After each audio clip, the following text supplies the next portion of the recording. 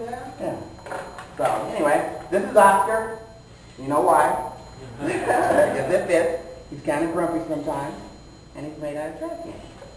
So, and the eyebrows. What program are you using to move the head right now? It's just the Arduino Robodrino with a Robodrino. Just running So it's random. Yeah, it's random right now.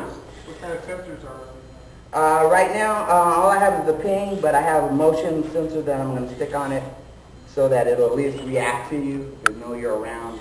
I'm just trying to figure out where to put them. And this program, I just wanted to make sure everything's working because there's so many things going on. And this program kind of just goes through all the different servos to make sure they're working. So, All right, anyway. thank you very much.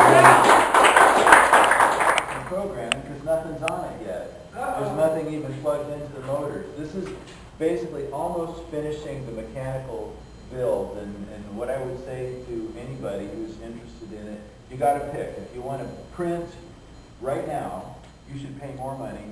Exactly, I'm repeating what Steve said from my own experience. If you want to print right now, buy a pre-built 3D printer.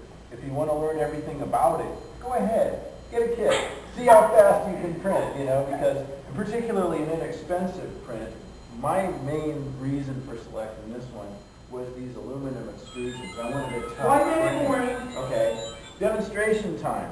One thing about it that I've discovered from my readings and studyings trying to build it is smoothness. There's the smoothness in the linear bearings here, and you can hear a little bit of roughness in there.